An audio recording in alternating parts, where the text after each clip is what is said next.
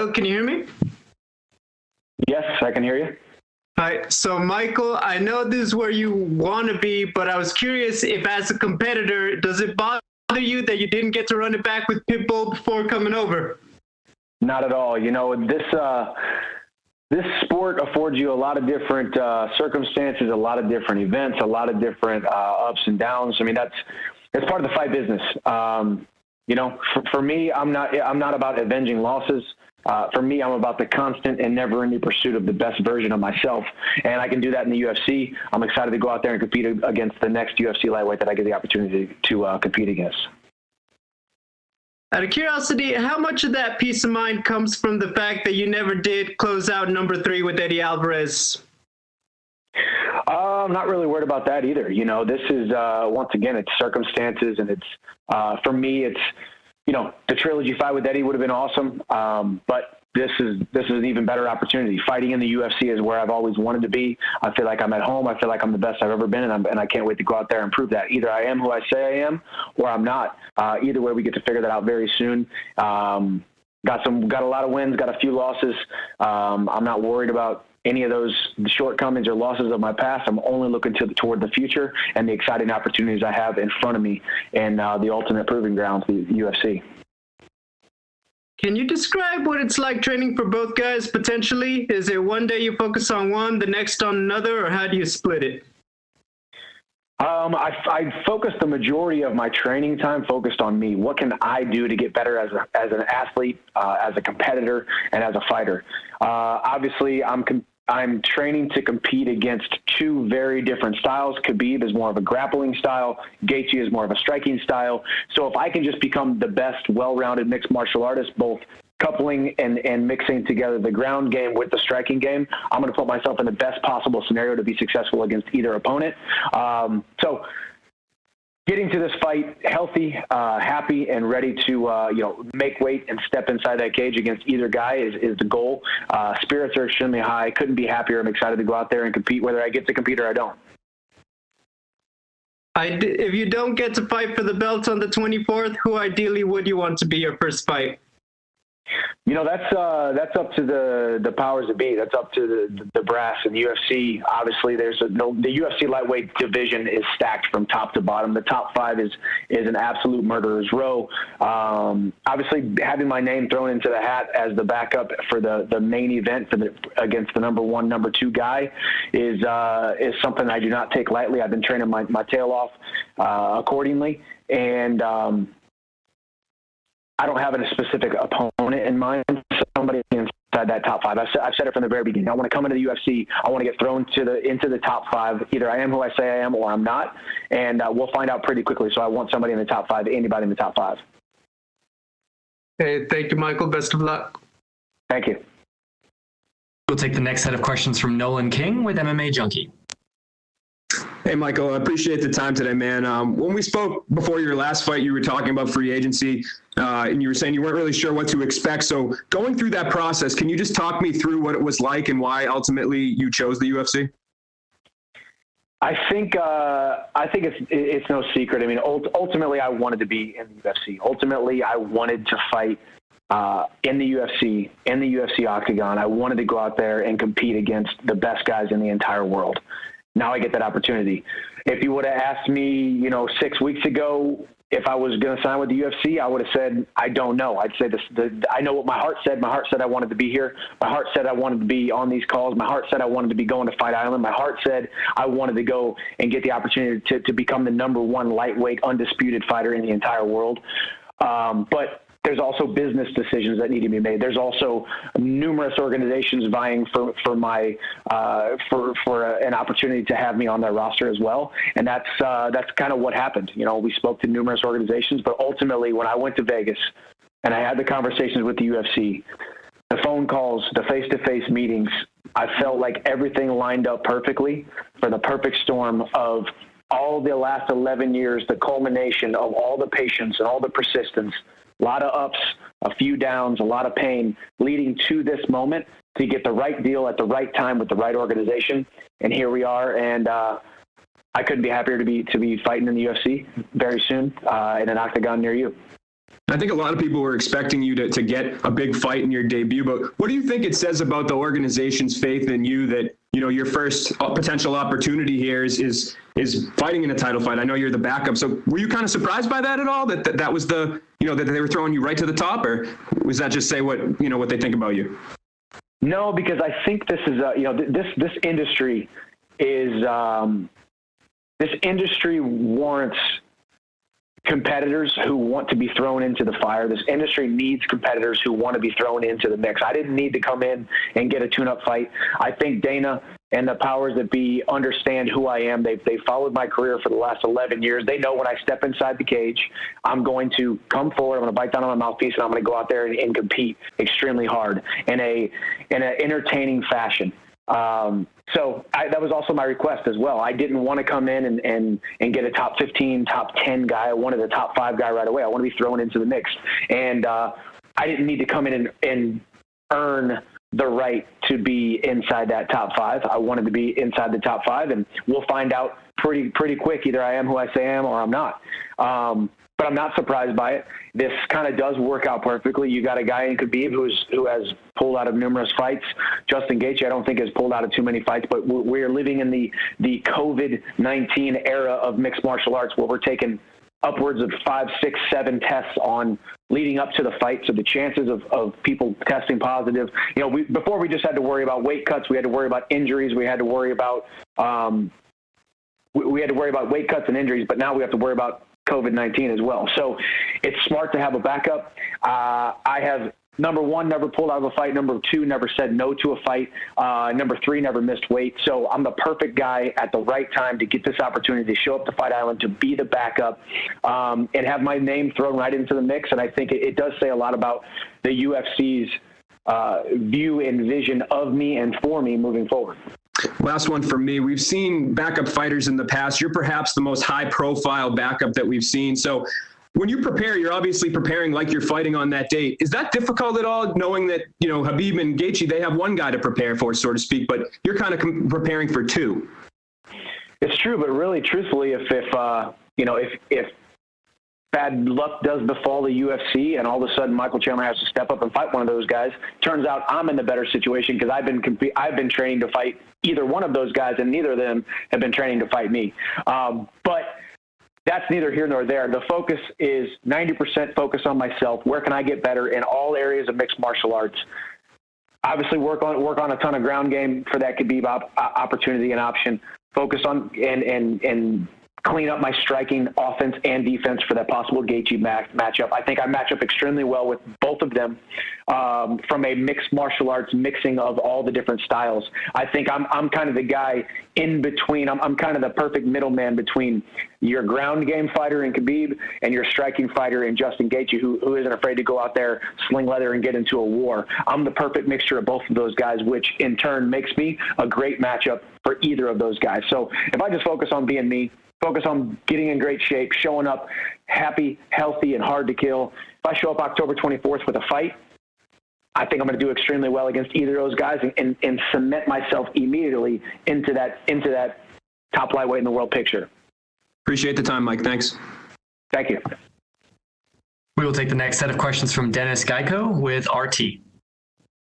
Hello, Michael. How are you? I'm good. How are you? Doing good. Obviously, you don't know if you are going to fight at UFC 254 and which fighter would you face, but which fighter would you rather test yourself against, Khabib or Justin? It's always been the number 1 guy, and this has always been the question that gets asked to me all the time. Who's your dream matchup? My dream matchup is whoever the number 1 guy is in the world. And I sat down with the UFC, and I sat across the table from Hunter Campbell, and I looked at him and I said, listen, I have not been training to fight the guy that I signed on the dotted line for the last 11 years. I've always been training for your champion, for the number 1 guy in the world. Back in the day, it was Benson Henderson and Frankie Edgar. And then all the way through the Rafael Dos Anjoses and the Anthony Pettis's, and then into the Eddie era, and then the Conor era, and then now the Khabib era. I've been training to fight those guys since day one. So for me, it's always been, who's the number 1 lightweight in the world? The number 1 lightweight in the world is Khabib Nurmagomedov. He's looked as close to as unbeatable as any fighter ever has in the history of the sport. So that's the guy I want to test myself against. That's the guy who it excites me to stand in front of. That's the guy who it excites me to stand across the cage from. So he's the number one guy. I want that number one spot. Either way, it's hard to talk about this scenario without realizing that this is bad luck happening for the UFC and this main event falling off and then me stepping in. But if I had it my way, if a fighter does pull out, I would like for it to be Gaethje, so I can fight Khabib, be the number one lightweight in the world, the night of October 24th. Do you remember the day when Khabib won the championship belt against Jacquinta on April 7, 2018? Where were you back then, and were you watching this fight live? I was watching the fight live. I've always been interested in Khabib Nurmagomedov as an athlete. From day one, when he first stepped into that UFC octagon, I knew he was a special talent. I knew he was a special competitor. I knew he would eventually be the champion, be the number one lightweight in the world. He's always been a guy I've had my eye on. He's a guy who I've at times emulated and tried to pull things from his style. He's also a guy that I've trained for the last, 3, 4, 5, 6 years to make sure, okay, I need to have my game in a place where I can beat that guy. And now I possibly get that opportunity. I think I was at home. I was having a party. I was having people over for the fights, and we were watching it. And I remember being in the room with numerous family members and friends, and all of us saying, okay, that's our guy. And he's probably going to be holding that belt for a very long time. Possibly whenever I step foot into the UFC octagon for the first time, I bet he's probably still holding the title. Here we are, fast forward 2-3 years later, and that is the case. So now I get that opportunity on October 24th, possibly, if not October 24th, sometime in 2021. So did you think back then, how would you do in this fight against Khabib when you were watching him fighting Jacquinta? Yes, because I've always, I've always, as I said, admired his style. He has a very ground game dominant style. He lets it be known exactly what his style is going to be. He's going to come forward. He's going to put pressure up on you. He's going to push you up against the cage. He's going to pick you up. He's going to put you down, and he's going to hold you there for 25 minutes if you let him, or until he gets the finish. So that's a part of my game that I've always said, I think I have the right recipe to beat a Khabib. Now, Khabib Nurmagomedov is the best lightweight in the world. As the records stand, as the rankings stand, he is the number one lightweight in the world. But I believe I have the recipe to beat Khabib Nurmagomedov. I believe I am the dark horse of the division. I immediately went from outsider to insider to dark horse to champion in the next 12 months, and that's what I'm going to do. And whether I have to beat Khabib or I beat Gaethje or I beat someone else, I will be UFC lightweight champion in the next year. All right, thank you so much. Thank you. We will take the next set of questions from Ezekiel Berganzi with Somos MMA. Hey, hello, Michael. How are you? I'm good. How are you? Fine, thank you. So, like you said, you jumped from the outside and you just get into the mix of the top 5 contenders in the lightweight division. So, do you feel pressure about that? And do you feel like this is similar to the Ben Askren situation when he just got signed to the UFC and he got in the mix, in the top 5 mix? No. So number one, I don't feel any pressure whatsoever. This is the biggest opportunity with the least amount of pressure. Pressure is stepping in the cage against a guy that you're supposed to beat.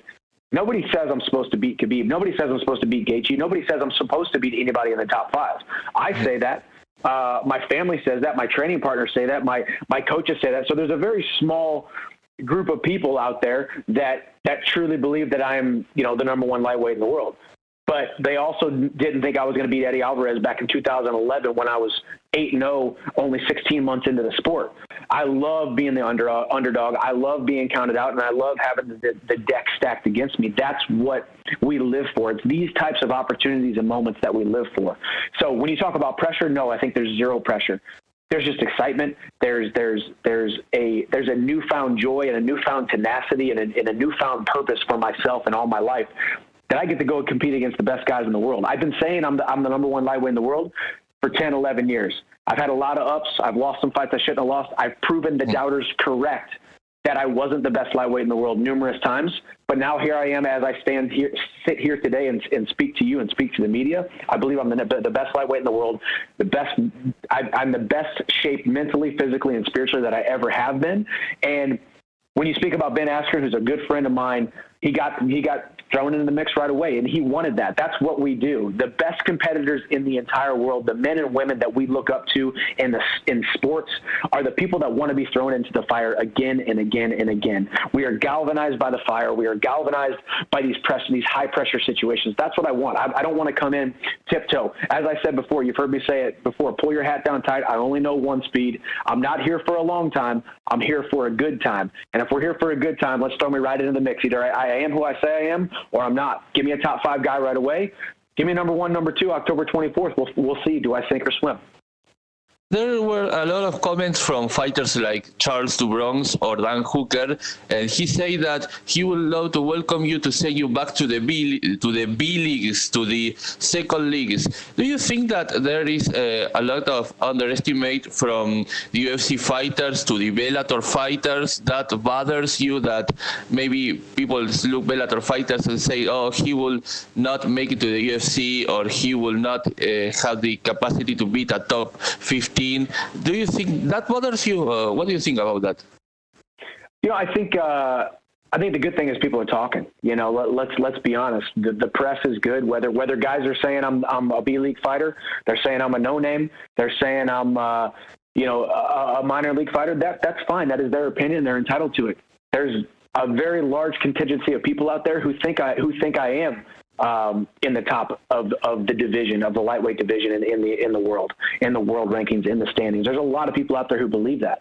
Maybe I am, maybe I'm not. The good thing is we don't have to talk about it. We don't even have to think about it. There will come a time where I strap on those UFC gloves after I get my hands wrapped and I step inside the UFC octagon against a top 5 guy, and I'm going to sink or swim, and I'm going to get the opportunity. Dan Hooker, phenomenal competitor. Charles Oliveira, phenomenal competitor. Possibly fights with those guys down the road. I don't know what fights will happen. As I said, I'm not a matchmaker. I'm the fighter. I show up. I'm a great employee first. I show up. I say yes. I sign on the dotted line. I make weight. I go out there. I bite down on the mouthpiece, and I get into a physical altercation, hand-to-hand combat. If it's with one of those guys, we'll see. As I said, I need a top 5 guy right away. There's a lot of speculation right now with Conor, Poirier. Ferguson. Ferguson doesn't look like he has an opponent. Nobody's talking about him, so that could be a possibility. Obviously, I'm just focused on October 24th. It looks like nobody else is going to be stepping in there. I am the backup. So I'll be out there on Fight Island, fine-tuning sharpening my skills, sharpening my UFC Fight Week skills. This is a great opportunity for me to go to Fight Island, get a dry run, get a dress rehearsal of what a UFC Fight Week looks like, and I get to do that here in a couple weeks, and I'm tickled pink about it. You just mentioned Dustin Poirier. It is true that the UFC offered you that fight, but he refused to be loyal to Tony Ferguson?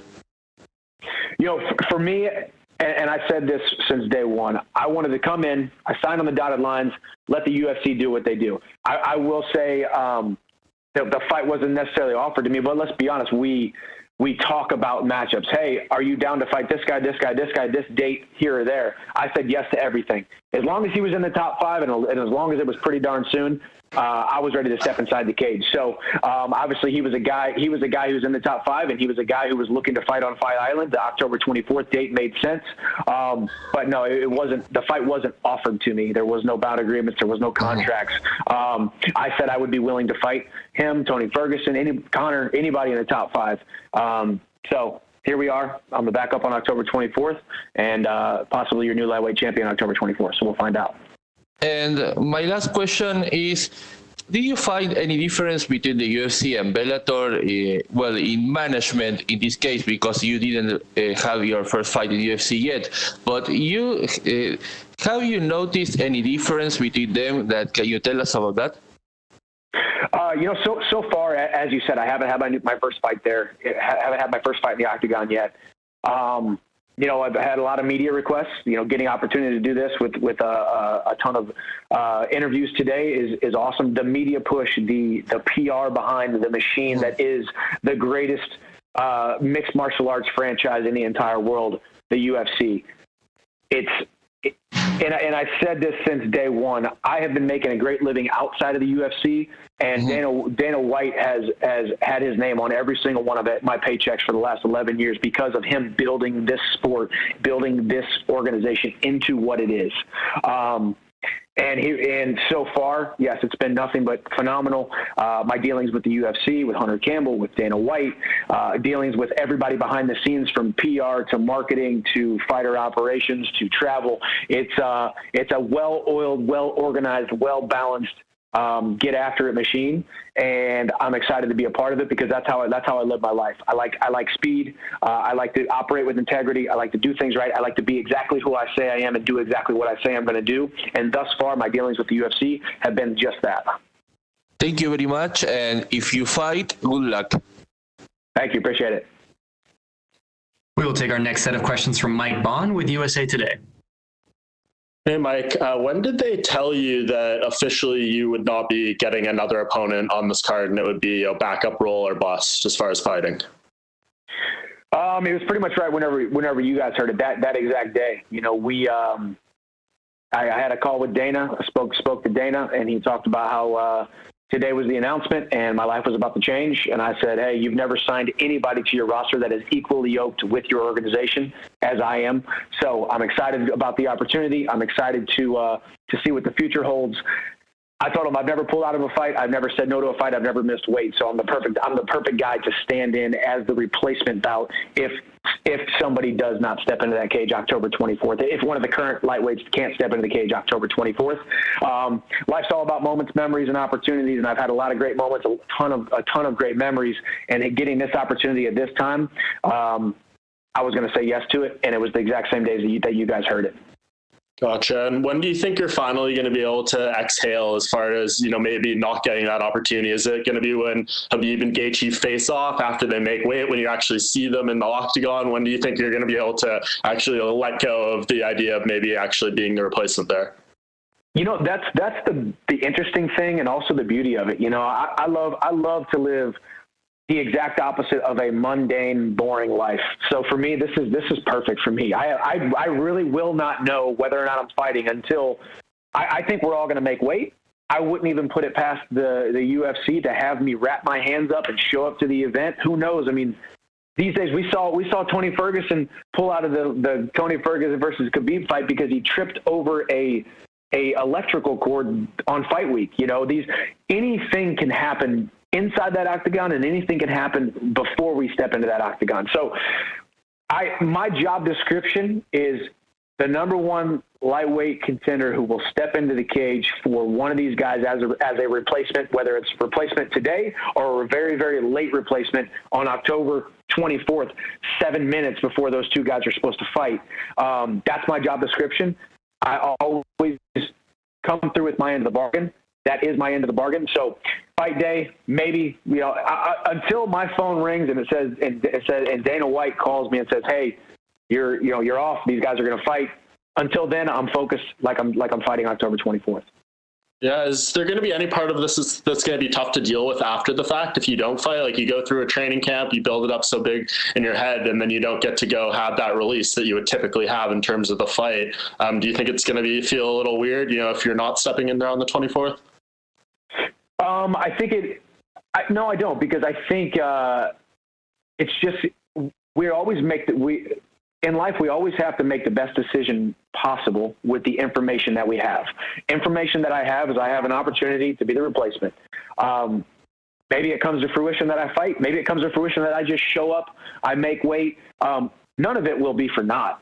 I'm getting better. I'm training with my team. I'm training with my coaches. I'm making weight again. I'm staying light. I'm staying lean. I'm in the media. I'm on SportsCenter. I'm all over the social medias. My name is being inserted into the mix very quickly as one of the top lightweights in the world. So whether I step into that cage October 24th or not, whether I just make weight and then I kick back and watch the fights in a back room somewhere or at the hotel, that's all part of the process. It's all the reality that which I need to accept. And I think embracing and enjoying the uncertainty that comes with the sport of mixed martial arts, both inside the cage and outside the cage, is something that I will look back on someday and miss.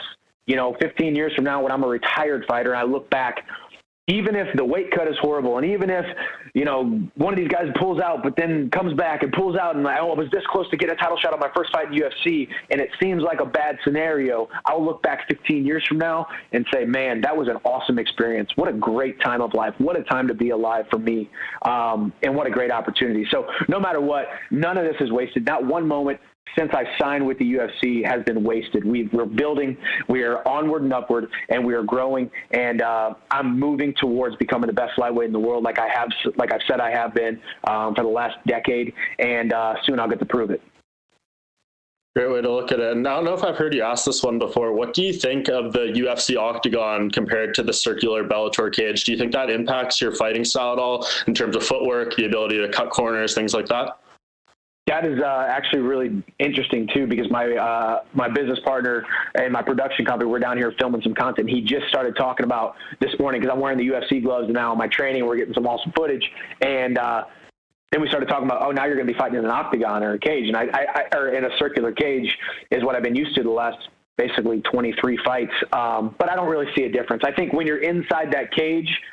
Well, number one, I train inside an octagon at Stanford MMA down here in Florida in Deerfield Beach. So I'm training in an octagon. So before I was training in an octagon for a circle cage. Now I'm training in an octagon to be fighting in an octagon. So I've been prepared for it. I think at some point the shape of the cage doesn't really matter too much. It's more the symbolism. It's more symbolic of for me, stepping into the ultimate proving grounds, which is the UFC, and I'm excited about the opportunity. I don't care if it's a square, an octagon, a circle. I'm going to go out there, I'm going to bite down on my mouthpiece and get into a hand-to-hand combat. But I am extremely happy, extremely excited that it is the UFC octagon.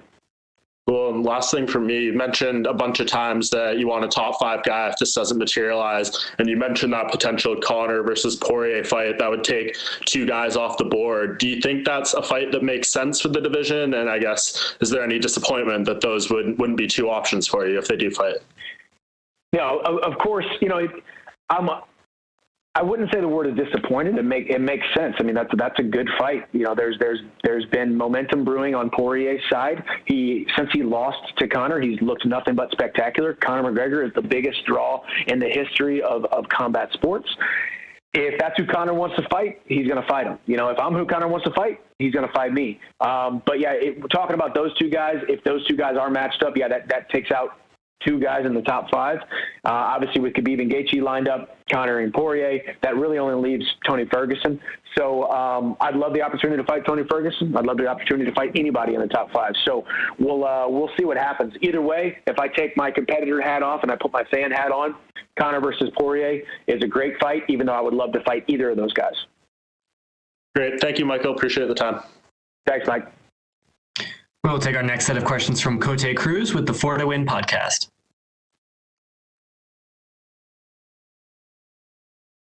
Michael? Hey, Cote, how are you? Hey, how you doing, buddy? Congratulations on getting into the UFC. And cheers, man. Thank you. Looks like some tasty water. Let's go. Oh, yeah, sorry. That's okay, buddy. So you come into the organization as a big name in the sport. Dan Hooker and Paul Felder already threw their names into the hat to welcome you to the octagon. You're currently the alternate to this fight in UFC 254. Please walk me through the journey that started back in 2009, back in the Ozarks, down into this instance of Fight Island. Do you believe you're crossing the UFC's door at the right time? I am. I think this is the perfect time for the perfect opportunity, and I am in the perfect spot to be thrown into the mix. When you talk about 2009, so for those that don't know, I graduated college in May of 2009. I fought my first fight in August of 2009 down at Lake of the Ozarks, Missouri. Tyron Woodley was my manager, training partner, coach, cornerman. We stayed at a little Marriott down at Lake of the Ozarks, Missouri, got my first win. But even at that point, I still didn't know that mixed martial arts was going to be my career. If you would have asked me a year prior, or even asked me at that moment, hey, are you going to do this for the next 10, 11 years, make a great living for your family, make a great platform to try to inspire and motivate people and move people with what you do, I would have said, I don't really know if that's going to happen. Here we are, 26 fights later, 11 years later, and I feel like all of it was culminating to this moment, to this opportunity, and I couldn't be more happy. I think, and I even told Dana like this whenever we spoke. I said, hey, 2 years ago, I don't think I would have been ready. 4 years ago, I wouldn't have been ready to be the superstar, to be the man that you need me to be for this organization, to be the champion that you need me to be for this organization. But right now, in 2020, where I'm at mentally, physically, and spiritually, where my skill set is, where my confidence is, where my purpose is, this is exactly where I need to be. And I have no doubt that my feet are planted firmly on solid ground, exactly where I need to be for this moment and this opportunity. It's been a long ride, a lot of ups, a couple downs, a lot of pain, a ton of awesome memories that I've made. And now I still think the best is yet to come. My best days are out ahead of me, and I'm extremely excited about the opportunity. Yeah, and a body of work that speaks tons about the kind of fighter you are. Thank you. In terms of the fight, of the impending fight, who do you prefer to face if your time to step up comes? Would you be more interested in the chaos that Justin provides, or would you be willing to test yourself against one of the biggest lightweights in history? I've always said that the number one lightweight in the world is always my number one choice. When people say who's your dream matchup, it's never a legend of the past. It's never anybody that doesn't hold the UFC lightweight belt, the number one guy in the world. So for the last number of years, it's been Khabib Nurmagomedov. That's why I have spoken on the subject on him as much as I have. So ideally, it's a fight against Khabib, but no matter what, the Chandler versus Gaethje fight has to happen somewhere down the line. He's a guy who's on record who said, I want to make my opponents see their own blood. I want to engage in car crashes with them. And there's no better dance partner than me to go get into a bunch of car crashes in front of millions of people in the UFC octagon. I respect both men as competitors. I respect both men as athletes. They right now are my number one, Khabib, and number two options for the two fights that I want, but Khabib would definitely have to be number one.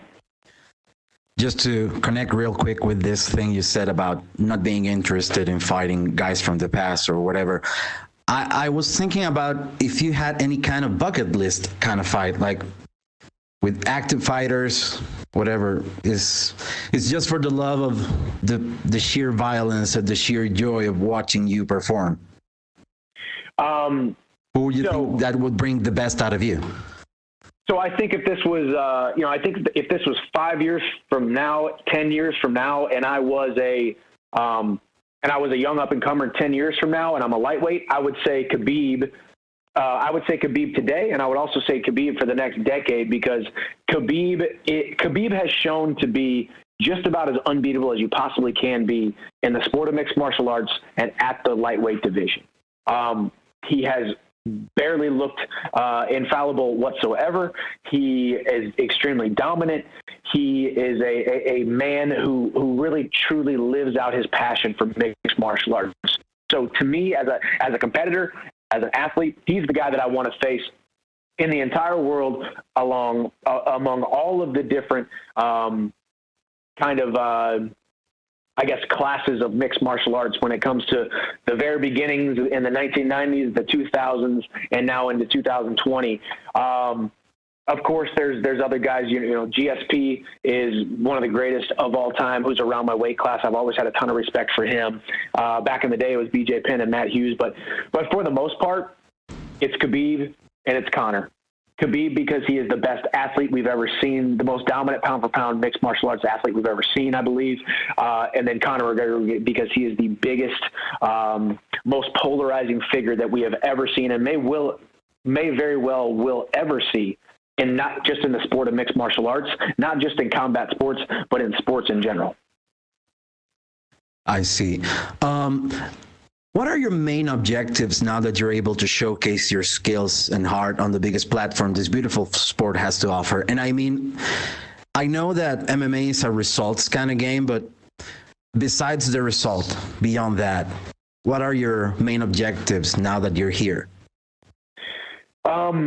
Truly, I think now being put on the biggest platform possible to show people a physical manifestation of of the fight that everyone is going through every single day, whether it be in their business, in their relationships, in the circumstances that they have that they are encountering in their life. I believe that mixed martial arts is the greatest sport on the planet Earth today because of what Dana White and the UFC did by getting it back on air ASAP as soon as possible after a worldwide pandemic, giving people somewhat of normalcy, somewhat of hope to look for, to strive to, and to have an outlet for.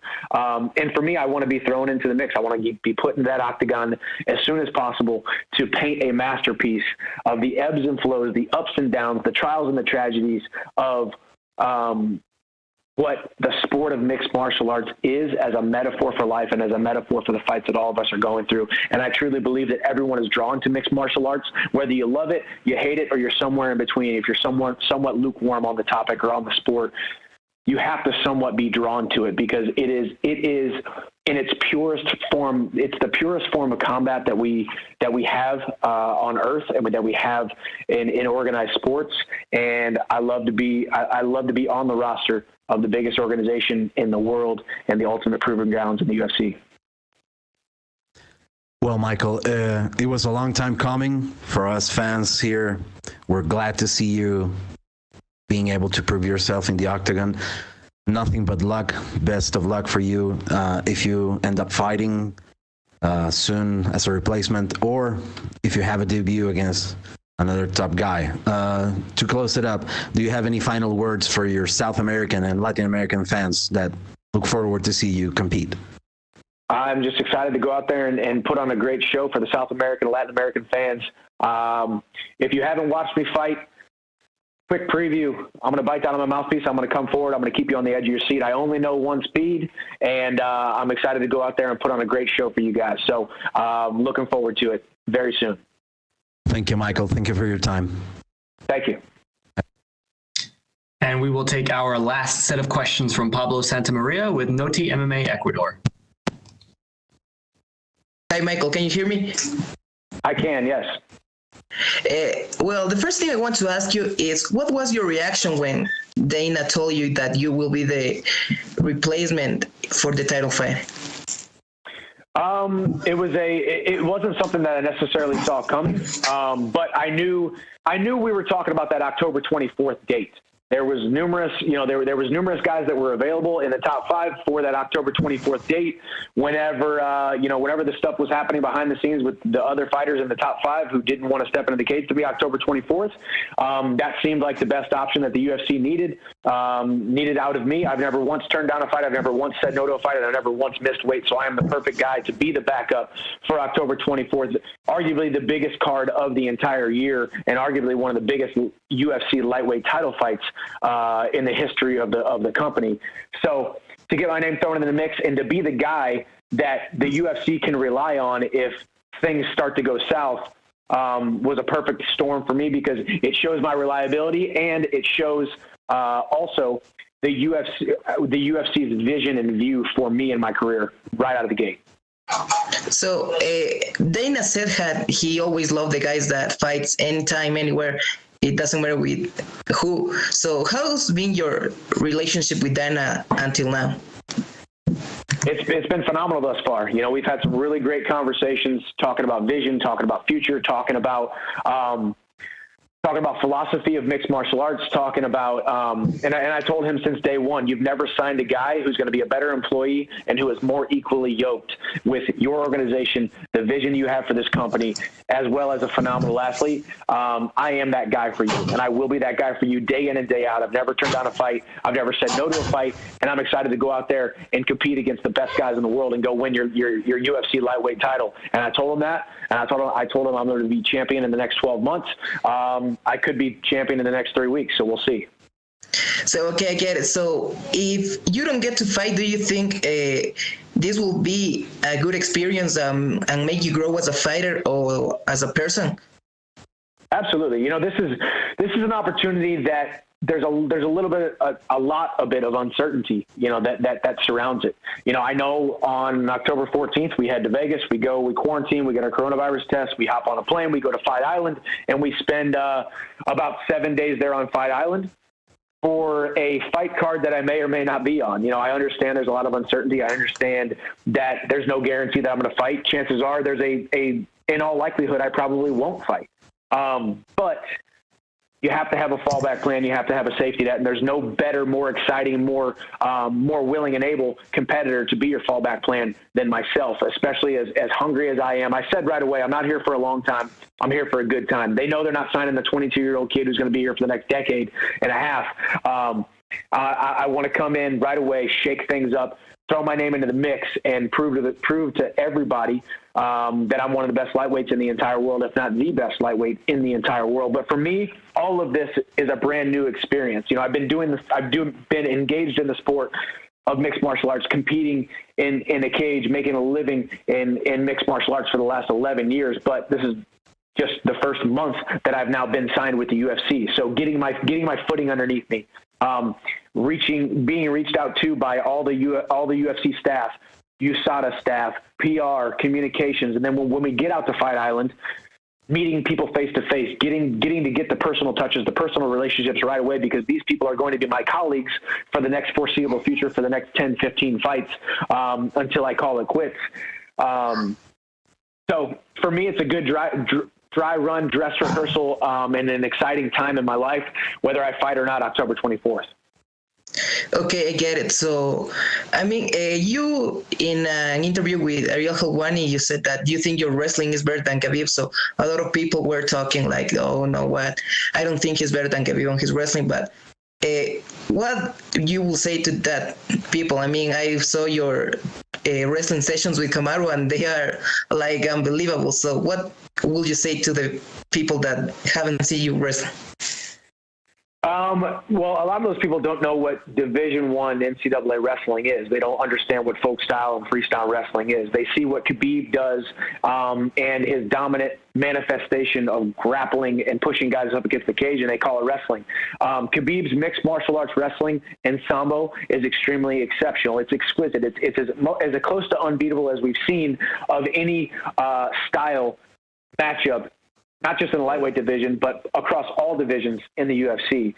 And but what I bring to the table is a perfect mixture of mixed martial arts, striking tenacity, mixing it up with wrestling, being able to pick a guy up, put him down, and being able to get up if Khabib takes you down, and being able to hold Khabib down if I take him down. That's what I believe. I could be wrong. I don't think I am. I think I'm correct in my assessment of my skills, and I hope I get the opportunity to prove that in the very near future. Okay, Michael. So if you cannot fight Justin or Khabib, you have Tony, Dustin, and Conor. If you could pick any one of those three, who would you pick to fight? Conor is the biggest name in combat sports, in the history of combat sports. So if we have fans there, I want to be a part of a Conor fight with a ton of people in the crowd, millions and millions watching on TV, on pay-per-view. That's the fight that I would want outside of Khabib and Gaethje. But Poirier and Ferguson are by no means playing second fiddle to that. I would love any of those three matchups, any of those top five guys, Khabib, Gaethje, Conor, Poirier, or Ferguson. Those are all perfect scenarios, perfect guys for me to fight. It looks like Poirier and Conor might be setting something up in the works, getting something matched up. That leaves Tony Ferguson. I think he and I could go out there, put on a phenomenal show for the fans. Okay, so you're talking about the Conor and Dustin. If that fight happens, who do you think will win? I think Conor beats Poirier again. I do think. I think the Conor that we saw step into the cage against Cowboy Cerrone in his last outing. I think that we didn't get to see much of his skill set, but his poise, his focus. He looks like Conor is a constant pinball of being extremely motivated and then kind of going off the rails a little bit.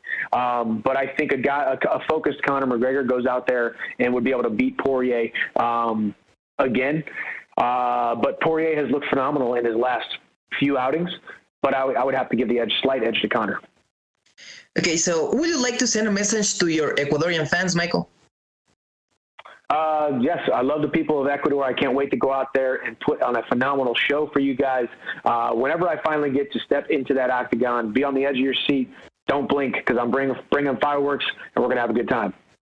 Okay, thank you very much, Michael, and I cannot wait to see you in the UFC out there. Thank you, Pablo. Appreciate it.